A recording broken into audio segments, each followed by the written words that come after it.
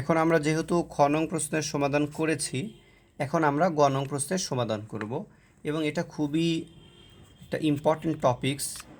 এখানে যতগুলো টপিকস আছে ক খ এবং গর মধ্যে গ নংটা বেশি ইম্পর্টেন্ট এবং এই টাইপের প্রশ্নগুলো তোমাদের পরীক্ষায় সাধারণত আসে।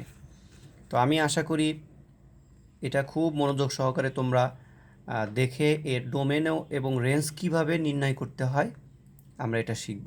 আর আমরা যদি এই ফাংশনের ক্ষেত্রে ডোমেন রেঞ্জ বের করতে পারি, তাহলে অন্য যে কোনো ফাংশনেরও এই টাইপের ডোমেন রেঞ্জ আমরা বের করতে পারবো।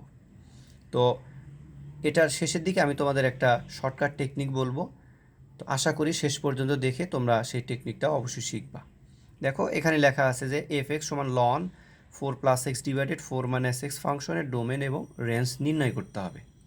আমরা এই ফাংশনের ডোমেন এবং রেঞ্জ কি করব, নির্ণয় করব। দেখো তোমরা প্রশ্নে অবশ্যই এভাবেই লিখবা যে যে নাম্বারটা দেওয়া থাকে যে এত নং প্রশ্নের গ নং এর উত্তর। এবার দেখো প্রদত্ত যে ফাংশনটা দেওয়া ছিল এফ এক্স সমান লন 4+x ডিভাইডেড 4 - x, এই ফাংশনটা দেওয়া ছিল। এখানে আমি লিখছি যেহেতু লগারিদম শুধুমাত্র ধনাত্মক বাস্তব সংখ্যার জন্য সংজ্ঞায়িত হয় বা প্রযোজ্য। কেন? কারণ এই লগারিদম, এই লগ বা লনের ক্ষেত্রে অবশ্যই মনে রাখতে হবে যে এইগুলা কখনোই নেগেটিভ মান নেয় না। তুমি যদি এখানে দাও হলো লগ -2, দেখবা যে এখানে মান আসবে না, এটা অসংজ্ঞায়িত একটা মান চলে আসবে, ম্যাথ ইরর দেখাবে। ঠিক আছে? অর্থাৎ লনের ভিতরে অবশ্যই তোমাকে তুমি শূন্য দিলে মান দেখাবে, শূন্য দেখাবে, আর তোমাকে এখানে অবশ্যই একটা পজিটিভ মান দিতে হবে। ঠিক আছে? এই দুইটা বেসিক কনসেপ্ট আমাদের থাকা লাগবে যে লন শূন্যর জন্য প্রযোজ্য, আর শূন্য সহ যে কোনো পজিটিভ নাম্বারের জন্য প্রযোজ্য। নেগেটিভ নাম্বারের ক্ষেত্রে লন বা লগের কোনো মান পাওয়া যায় না। ঠিক আছে? এটা তোমাদের মনে রাখতে হবে। এবার হলো শর্ত একে দেখো, এখানে আমি লিখছি যে এই যে টার্মটা, এই যে এখানে যে এই অংশটা আছে, এখানে যা আছে যে 4+x ডিভাইডেড 4 - x, এটা পজিটিভ গ্রেটার দেন 0। শর্ত একে আমি লিখছি যে দেখো 4+x 4 - x, এটা এটা হলো গ্রেটার দেন 0। আচ্ছা, গ্রেটার দেন 0 কখন হবে? হ্যাঁ, অর্থাৎ পজিটিভ কখন হবে? যখন এই অংশটাও পজিটিভ হবে এবং নিচের অংশ অর্থাৎ হরের অংশ কি হবে? পজিটিভ হবে। অর্থাৎ পজিটিভ এবং লবে পজিটিভ, হরে পজিটিভ হইলেই এই ভগ্নাংশের মান কি হয়? পজিটিভ হয়, অর্থাৎ গ্রেটার দেন 0 হয়। দেখো এখানে আমি লিখছি যে লব পজিটিভ, হরও পজিটিভ হইলে এটা কি হবে? এটা পজিটিভ হবে। তাহলে আসো এবার লবকে আমরা কিভাবে পজিটিভ করব? লবকে পজিটিভ করতে হলে এই 4+x এর মানকে পজিটিভ ধরতে হবে, অর্থাৎ 4+x গ্রেটার দেন 0, অর্থাৎ পজিটিভ। এবং হরের অংশটাকে আমরা কিভাবে পজিটিভ করব? 4 - xকেও কী করতে হবে? পজিটিভ বিবেচনা করতে হবে। ঠিক আছে? এবার আমরা মানটা বের করি যে এক্সের মান কত হলে পজিটিভ হয়। এখানে এক্সটা থাকলো এই পাশে, অসমতার ওই পাশে গেলে +4টা -4 হবে। দেখো আমি এই লাইনটাকেই ঘুরিয়ে লিখছি হলো এইটা, এটা কিন্তু একই। দেখো অসমতাটা ছিল কোন দিকে? অসমতা ছিল এক্সের দিকে। ঠিক আছে? এটা এটা আমি অসমতা ঘুরিয়ে এক্সের দিকে দিয়েছি। এবং এখানে দেখো এখানে আমি -x রাখলাম, এখানে +4টা যদি ওই পাশে যায় -4 হবে। এবং তোমরা জানো অসমতার উভয় পক্ষে যদি আমি -1 দ্বারা গুণ করি, অসমতার চিহ্নের কি হয়? পরিবর্তন হয়ে যায়। দেখো এখানে গ্রেটার দেন ছিল, এখানে লেস দেন হয়ে গেছে। অর্থাৎ এক্সের দিকে অসমতাটা ছিল, এখানে এটা উল্টে গিয়ে চেঞ্জ হয়ে এটা 4-এর দিকে হয়ে গেছে, অর্থাৎ এক্স ইজ লেস দেন 4। তাহলে এখানে দুইটা শর্ত, একটা হলো এক্সের মান গ্রেটার দেন -4, অর্থাৎ এক্সের মানটা 4-এর চেয়ে বড়, আর এখানে বোঝাচ্ছে এক্সের মানটা হলো কি 4-এর চেয়ে ছোট। এবার এখানে দেখো একটা সংখ্যা রেখে আমি এঁকে দিয়েছি এজন্য যাতে বুঝতে তোমাদের সুবিধা হয়। এখন তোমরা এই ফাংশনের ডোমেন বের করার জন্য যেটা করবা, তুমি এইভাবে লিখবে। এটা হলো একদম সহজ যে এক্স সাজ দ্যাট, যেটা যে শর্তটা দেওয়া আছে সেই শর্তটা আমি প্রথম এটা লিখছি। এরপরে পরেরটা x such that x less than 4। ওকে, আচ্ছা। এবার দেখো মাঝখানে ইন্টারসেকশন দিয়েছি, কারণ হলো এই দুইটা কন্ডিশনের মধ্যে থেকে শুধু কমন অংশটাই হবে কি এই অংশের জন্য ডোমেন। তোমরা যখন উচ্চতর ক্লাসে পড়বা তখন এগুলোর ব্যাখ্যা বিশ্লেষণ দেখবা। আপাতত এখানে এটা মনে রাখো যে আমরা এই ক্ষেত্রে ডোমেন, এই ফাংশনের ডোমেন বের করতে হলে মাঝখানে আমরা এই এখানে দেখো এটা একটা শর্ত এবং এটা একটা শর্ত, এই দুইটা শর্তের মাঝখানে আমরা কি দিব, ইন্টারসেক্ট যে অংশ অর্থাৎ কমন যে অংশ সেটাই হবে আমাদের কি এই এইটুকু অংশের জন্য ডোমেন। আচ্ছা, এবার দেখো আমি এখান থেকে এই লাইনটা কিভাবে লিখলাম, কারণ দেখো এখানে লিখছি হলো যে, বা তোমরা এটাও বিবেচনা করতে পারো, সে দেখো আমি বললাম যে তোমরা এইটাও বিবেচনা করতে পারো যে এখানে এক্স এর মানটা -4 চেয়ে কি বড়।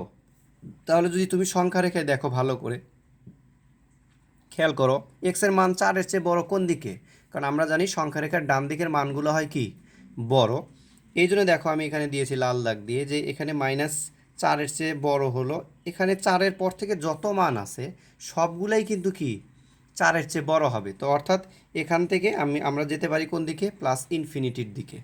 ওকে, দেখো আমি এখানে দিয়েছি সংখ্যা রেখা, এখানে তীর চিহ্ন দিয়ে রাখছি যে এক্সের মান যদি 4-এর চেয়ে বড় হয় তাহলে কি হবে, এটা অবশ্যই এই দিকে যাবে, অর্থাৎ ডান দিকে এটা মুভ করবে, অর্থাৎ এই দিকে যত মানগুলো আছে 4 বাদ দিয়ে 4-এর পর যত সংখ্যা আছে সব সংখ্যাই কি হবে 4-এর চেয়ে বড়। এই জন্য আমি এখানে লিখছি -4 থেকে +ইনফিনিটি পর্যন্ত। দেখো এখানে লিখছি -4 থেকে +ইনফিনিটি পর্যন্ত, ঠিক আছে। এবার ইন্টারসেকশন যে পয়েন্টটা এটা এখানে আছে, ইন্টারসেক্ট এটা আছে। এবার দেখো এক্স <4, এক্সের মানটা হলো কি 4-এর চেয়ে ছোট। 4-এর চেয়ে ছোট কোন দিকে যায়, 4-এর চেয়ে ছোট অবশ্যই কোন দিকে যাবে, বাম দিকে যাবে। তাহলে আমরা এখানে লিখতে পারি 4 থেকে কোন দিকে যাচ্ছে, -ইনফিনিটির দিকে যাচ্ছে। এই জন্য আমি এখানে লিখেছি কত, 4 থেকে -ইনফিনিটির দিকে যাচ্ছে। আশা করি এই অংশটা বোঝার ক্ষেত্রে তোমাদের কোনো প্রবলেম হওয়ার কথা না, ঠিক আছে। এবার আমরা শিখব যে এই অংশের মধ্যে কমন কোন অংশটা আছে। দেখো প্রথম ক্ষেত্রে দেখো এখান থেকে শুরু করে কোন দিকে যাচ্ছিল হলো +ইনফিনিটির দিকে, এবং দ্বিতীয় ক্ষেত্রে দেখো 4 থেকে শুরু করে যাচ্ছিল কোন দিকে, -ইনফিনিটির দিকে। তাহলে তুমি একটু ভালো করে খেয়াল করো এই দুইটা পয়েন্টের মাঝে, এই যে এখানে এবং এখান থেকে এইদিকে দেখো এই অংশটা কিন্তু কমন একটা অংশ, এই যে এটা, অর্থাৎ -4 থেকে +4 পর্যন্ত এটা কমন অংশ, যেটা দুটা অংশের মধ্যেই ছিল। এখানে ছিল -4 থেকে +ইনফিনিটি, এখানে ছিল +4 থেকে -ইনফিনিটি। কমন অংশ কোনটা, কমন অংশ হলো -4 থেকে কত 4, অর্থাৎ এখানে ডোমেন পেলাম আমরা কত, -4 থেকে 4। এটা কিন্তু পুরা ফাংশনের ডোমেন না, কেন, কারণ আমরা শুধুমাত্র শর্ত 1 বিবেচনা করছি, অর্থাৎ শুধু পজিটিভ অংশ দিয়ে বিবেচনায় আমরা নিয়ে আসছি।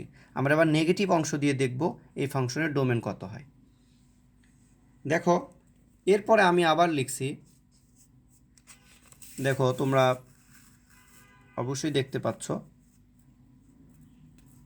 আমি লিখেছি শর্ত 2, যে আবার শর্ত 2 এখানে লিখছি যে আবার 4 + x 4 - x এটা পজিটিভ হবে কিভাবে, কারণ আমরা তো দেখালাম আগে যে 4 + x 4 - x, এই যে তোমাদেরকে প্রথমে যে দেখালাম, এই যে এখানে এটাকে আমার অবশ্যই কী বানাইতে হবে, এটাকে অবশ্যই কিন্তু পজিটিভ বানাইতে হবে। পজিটিভ বানানোর জন্য কি করতে হবে, পজিটিভ বানানোর জন্য হয় লবে এবং হরে অবশ্যই পজিটিভ বিবেচনা করতে হবে, অথবা লব এবং হরে অবশ্যই নেগেটিভ বিবেচনা করতে হবে, কারণ দুইটা নেগেটিভ হইলে মাইনাসেও কী হয়ে যাবে, প্লাস হয়ে যাবে।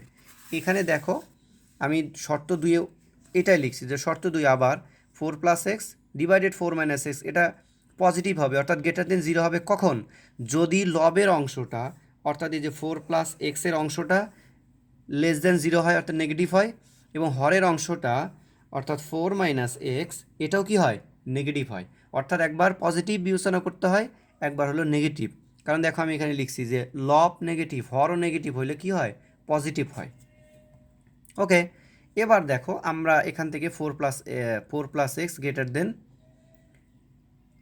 ওকে, এবার দেখো এখানে যদি আমি এখানে বলছি হলো যে এখানে হলো এই অংশটাকে আমার পজিটিভ করতে হবে, ঠিক আছে। তো পজিটিভ করার জন্য বুদ্ধি কি, এই অংশটাকে আমি নেগেটিভ বিবেচনা করতে পারি। এই অংশটাকে নেগেটিভ অর্থাৎ 4+xকে আমি আলাদা করে নেগেটিভ বিবেচনা করতে পারি। এবার দেখো প্রথমে আমি 4+xকে আলাদা করে পজিটিভ বিবেচনা করেছিলাম। এবার হলো 4+xকে আলাদা করে নেগেটিভ বিবেচনা করলাম, 4-xকেও আলাদা করে নেগেটিভ বিবেচনা করলাম। এখানে কিন্তু এই দুটো শর্ত তোমাকে অবশ্যই মাথায় রাখতে হবে যে একবার এখানে পজিটিভ পাওয়ার জন্য 4+xকে দেখো এখানে আমি পজিটিভ বিবেচনা করেছিলাম, আবার এখানে 4+xকে নেগেটিভ বিবেচনা করলাম। এবার দেখো এখানে 4-xকে পজিটিভ বিবেচনা করলাম, এখানে 4-xকে আবার কি নেগেটিভ বিবেচনা করলাম। অর্থাৎ এই অঙ্ক করার জন্য একবার পজিটিভ ধরতে হয়, একবার নেগেটিভ ধরতে হয়, কারণ দুইটা পজিটিভটাও গুণ করলে বা এখান থেকে লব হরে ক্যালকুলেশন করলে পজিটিভ আসে, আর দুইটা লব এবং হরে নেগেটিভ থাকলেও কি আসে, পজিটিভ আসে। তো আশা করি তোমরা বুঝতে পারছো। অর্থাৎ 4+xকে আমার নেগেটিভ বানাইতে হবে, আর 4-xকেও যদি নেগেটিভ বানাইতে পারি, এই নেগেটিভ আর পজিটিভের অনুপাতের রেশিওর যে মানটা হবে সে মানটা অবশ্যই কী হবে, অবশ্যই পজিটিভ হবে। ঠিক আছে, এবার দেখো এখান থেকে আমি মান বের করব। মান বের করলে এখানে দেখো এক্সের মানটা আসে কত, <-4। আমি যা আছে তাই লিখছি। এবার দেখো আমি যদি 4টাকে এই পাশেই রাখি, -xকে ওই পাশে পার করে দিই, তাহলে হয় 4। এখানে দেখো এক্সের মানটা 4-এর চেয়ে বড়, আমি এটাকে ঘুরিয়ে লিখছি পরের লাইনে। ঠিক আছে, এবার আমরা এই দুইটা শর্তকে সংখ্যা রেখায় দেখব যে সংখ্যা রেখার সাহায্যে এটা কেমন হয়। তোমাদের কাজ হলো প্রথমে এই ডোমেনের অংশকে এভাবে ব্র্যাকেটের মধ্যে বসানো, এক্স সাজ দ্যাট, এখানে যে প্রথম কন্ডিশন ছিল এটা আমি লিখলাম, এরপরে দ্বিতীয় যে কন্ডিশন ছিল এটা আমি লিখছি, মাঝখানে আমি তো বলেছি কি ইন্টারসেকশন দিতে হয়। আচ্ছা, এবার আমরা একটু সংখ্যা রেখে দেখব। এক্সের মান -4-এর চেয়ে কি ছোট, এটা কিন্তু বড় না। এক্সের মানটা হলো -4-এর চেয়ে ছোট। -4-এর চেয়ে ছোট মান কোন দিকে যায়, এই যে এদিকে যায়, অর্থাৎ তোমরা যে এখানে যে দেখতে পাচ্ছ, অর্থাৎ এই দিকে যাবে, অর্থাৎ সংখ্যা রেখার আরও বাম দিকে যাবে। এক্সের মান -4-এর চেয়ে ছোটো মানগুলো অবশ্যই ডান দিকে না, ছোটো মানগুলো বাম দিকে। ঠিক আছে, অর্থাৎ -4 থেকে -ইনফিনিটির দিকে যেতে থাকবে। এজন্য দেখো আমি এখানে লিখছি -4 থেকে এখানে দেখো ছোটো মাইনাসটাকে আগে লিখতে হয়, যেহেতু বেশি ছোট হলো -ইনফিনিটি আর এর চেয়ে কম ছোট হলো -4, এই জন্য আমি এটা সাজাই লিখছি যে -ইনফিনিটি থেকে এটা হলো -4।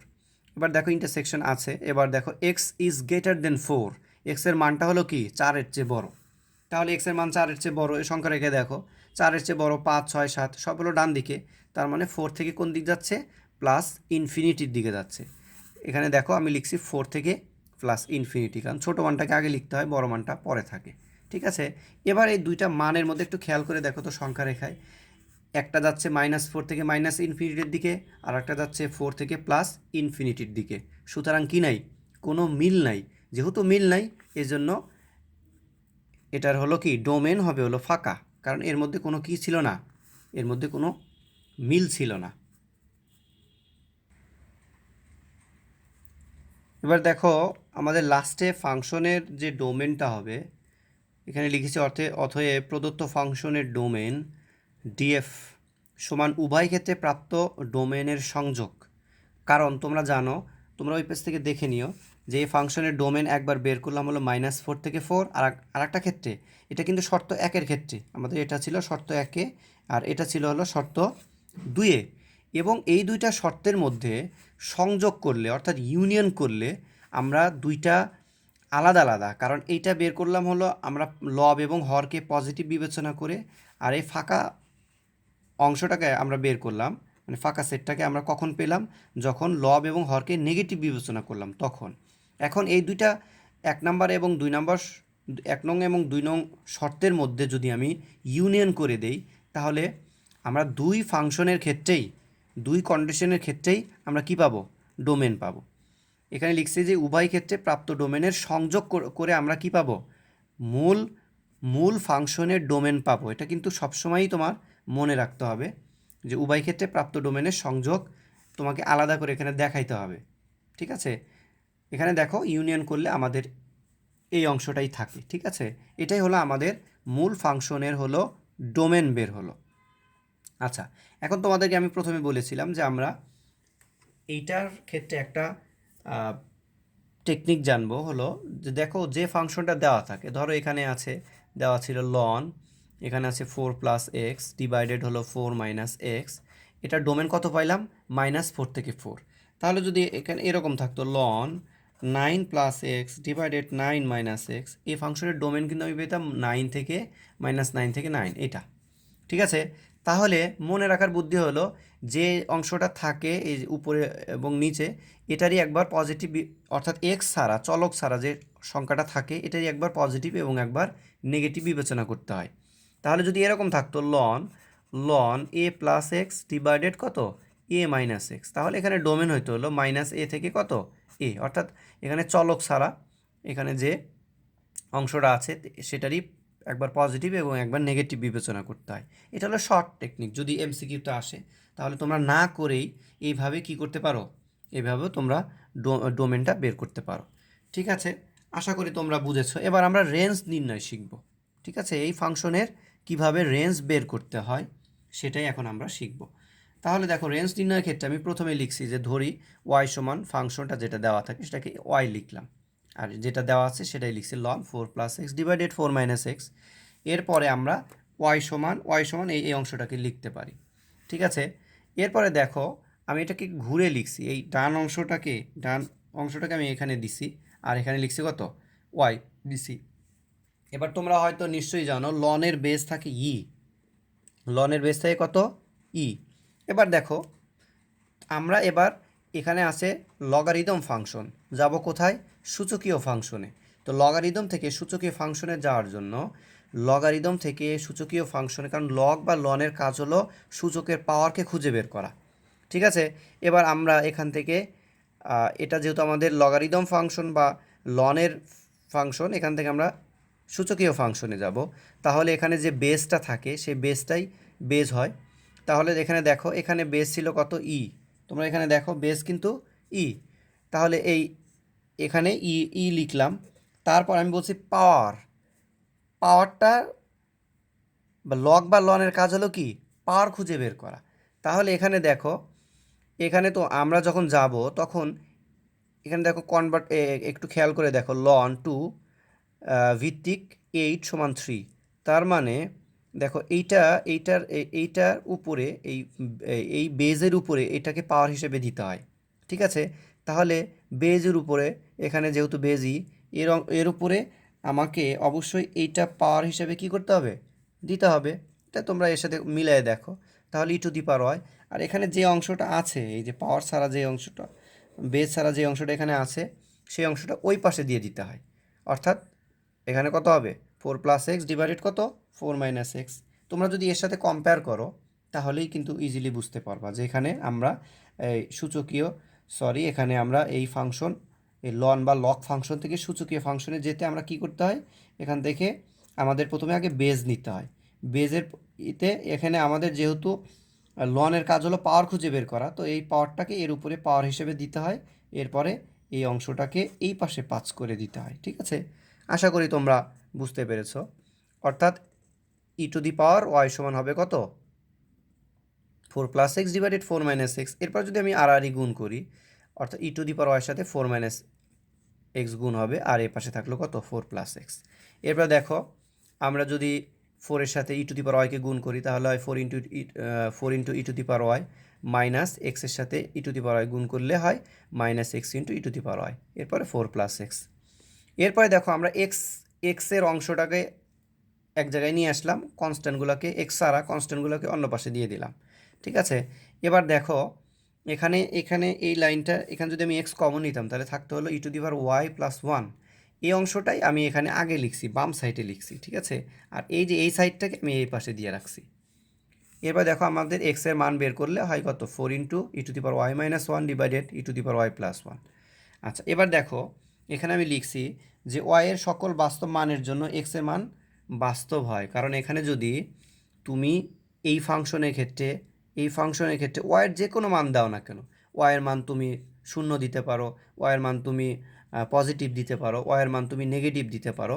এই কিন্তু হলো ওয়াইলারের ফাংশন, আর হলো তুমি যদি ক্যালকুলেটারে শিফট দেওয়ার পরে যদি তুমি লন লেখো, শিফট লন লেখো, এখানে দেখবা তখন আসে। ঠিক আছে, এটা উঠানোর বুদ্ধি হলো শিফট দিবা, তারপরে লন দিবা, দেখবা ই আসে। এর উপরে তুমি শূন্য দাও, এর উপরে তুমি ধরো শূন্য, মানে এখানে আবার পাওয়ার, এরকম পাওয়ার দিতে হবে না, তুমি ই লিখে আবার এরকম পাওয়ার দেওয়ার দরকার নাই, ঠিক আছে। ই দিয়ে তুমি যদি এখানে শূন্য দাও একটা মান দেখাবে, ই দিয়ে যদি ধরো 1 দাও তাও মান দেখাবে, ই দিয়ে -1 দিলেও মান দেখাবে, ই দিয়ে হলো তুমি যাই দাও না কোনো পজিটিভ নেগেটিভ যাই মান দাও না সব ক্ষেত্রেই কি এর মান দেখায়। সুতরাং এই জন্য আমি লিখছি যে ওয়াইয়ের সকল বাস্তব মানের জন্য এক্সের মান কি হয়, বাস্তব হয়। সুতরাং যেহেতু সব মানের জন্যই কি হয় এক্সের মান বাস্তব হয়, সুতরাং প্রদত্ত ফাংশনের রেঞ্জ কত হবে, আমরা তো জানি রেঞ্জ হয় কত, RF সমান হলো রিয়েল নাম্বার। আর রিয়েল নাম্বারটাকে আমরা লিখতে পারি, অনেক সময় আমরা লিখি -∞ থেকে +∞ পর্যন্ত। এটাই হলো আমাদের কি এই ফাংশনের রেঞ্জ। ওকে, তো আমি অনেক সহজ করে তোমাদেরকে বোঝানোর চেষ্টা করেছি। তোমরা যদি এই গ নং প্রশ্নটাকে খুব ভালো করে বুঝে বুঝে সলভ করো, তাহলে এই টাইপের যে কোনো প্রশ্ন আসলেই কি তুমি পারবা। এবং তোমাকে বলে দিই, যেই ফাংশনটাই আসুক না কেন সেই ফাংশনের ডোমেন হবে, এখানে তো টেকনিক বললাম, এবং সেই ফাংশনের রেঞ্জগুলোও কি হয়, রেঞ্জগুলোও রিয়েল নাম্বার হয়, ঠিক আছে। তাহলে আশা করি এই টাইপের কোনো অঙ্ক নিয়ে তোমার কোনো ভয় পাওয়ার কারণ নাই, কারণ যাই আসবে না কেন তার ডোমেন হবে হলো যেটার কনস্ট্যান্ট অংশটা থাকে তারই একবার পজিটিভ মান এবং নেগেটিভ মান, এবং ওই ফাংশনের রেঞ্জ হবে কত, ওই ফাংশনের রেঞ্জ হবে রিয়েল নাম্বার। তো আশা করি তোমাদের এই ভিডিওটা ভালো লেগেছে। তো যদি ভিডিওটা ভালো লাগে তোমাদের, অবশ্যই তোমাদের ফ্রেন্ডের সাথে এটা শেয়ার করবা, অবশ্যই কমেন্টসে জানাবা। আর অবশ্যই আমার চ্যানেলটা যদি কেউ সাবস্ক্রাইব এখনও না করে থাকো, প্লিজ আমার চ্যানেলটা সাবস্ক্রাইব করে রাখবা। তো ঠিক আছে, নেক্সট ইনশাল্লাহ আরও গুরুত্বপূর্ণ কিছু সৃজনশীল নিয়ে তোমাদের সাথে আলোচনা করব। সে পর্যন্ত তোমরা সবাই ভালো থাকো। আল্লাহ হাফেজ।